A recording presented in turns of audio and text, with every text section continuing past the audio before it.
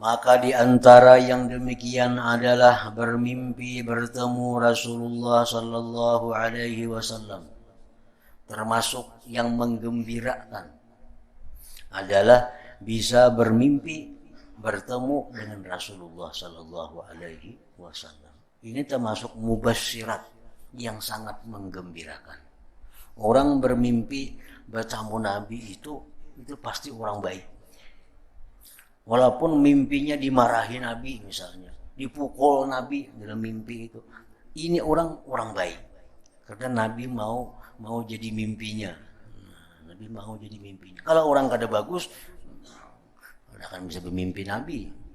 Orang yang jauh pekerjaannya daripada mengikut Nabi, orang yang cintanya kurang dengan Nabi, kada akan bisa bermimpi dengan Nabi Sallallahu Alaihi Wasallam itu.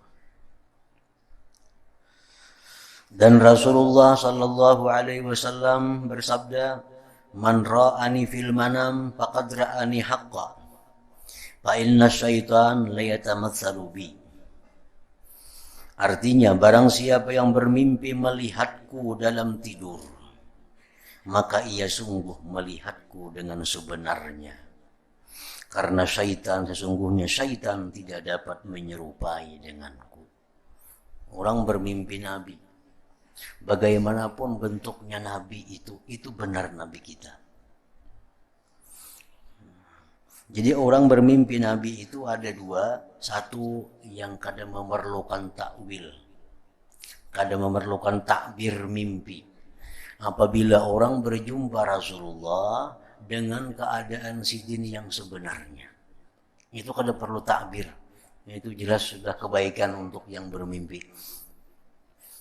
Misal kan dalam sejarah, dalam tarikh Syama'il Nabawiyah disebutkan bahwa Rasulullah itu rambutnya seperti ini, wajahnya seperti ini, putihnya seperti ini, tingginya seperti ini. Jelas dari ujung rambut sampai ujung kaki itu ada keterangan tentang tubuh Rasulullah. Nah, apabila kita bermimpi bertemu beliau persis seperti apa yang dalam keterangan itu, ada perlu takbir, ada perlu takwilnya. Berarti kita adalah diridhai oleh Rasulullah Sallallahu Alaihi Wasallam. Kita disenangi oleh Rasulullah sehingga beliau bisa kita mimpikan di dalam guring dalam tidur kita. Nah, kemudian Rasulullah itu bisa jadi mimpi seseorang dalam wujud beliau yang bukan seperti kejadian beliau. Dan itu benar Nabi kita. Karena syaitan tidak dapat menyerupai denganku, ujar Nabi. Kita bisa berjumpa Nabi dalam keadaan wajah beliau hitam. Nah, kita berjumpa dengan Nabi dalam keadaan rambut sidin lurus. Nah, umpamanya kan kada sebenarnya tuh dalam sejarah kan Nabi rambutnya bergelombang, ikal kada, lurus kada. Ini lurus. Kulit Nabi putih kemirah-mirahan, kan kayak itu. Ini mimpi kita, Nabi kita hitam umpamanya.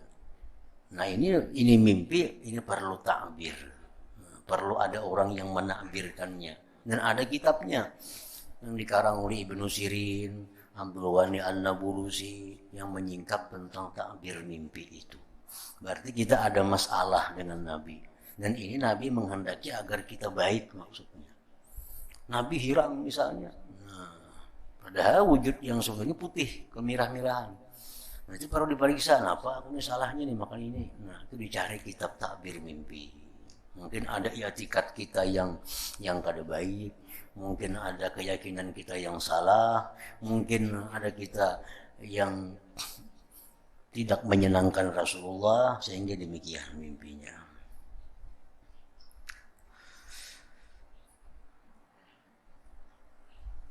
Sebagian ulama ada yang bermimpi melihat Rasulullah itu besar, luar biasa, kenalnya kayak raksasa. Ini seorang bermimpi Rasulullah, melihat Rasulullah itu memenuhi kota itu. Kayak apa? Kenalnya awak sakutaan itu. Jadi kayak kota berapa ini penuh dengan tubuh Rasulullah. Nah, dicari takwil mimpinya, itu menunjukkan bahwa satu saat kota itu akan dijalankan syariat Allah Subhanahu wa taala. Suatu saat kota itu akan menjadi kota yang baldatun thayyibah wa rabbun ghafur.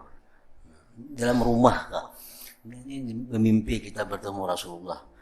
Hibak di rumah itu penuh dengan Rasulullah. Artinya awak Nabi itu ganas ini memenuhi rumah kita. Nah itu menunjukkan bahwa rumah ini rumah yang dijalankan syariat Rasulullah Sallallahu Alaihi Wasallam. Ini rumah yang disukai Rasulullah. Itu takbirnya. Nah jadi kalau bermimpi Nabi itu di luar daripada kejadiannya kan Nabi kita kan kalau dalam makna itu awak sih ada kayak raksasa itu. Nah, jadi itu perlu takbir mimpi. Nah para ulama sudah mengarang kitabnya tentang takbir mimpi itu.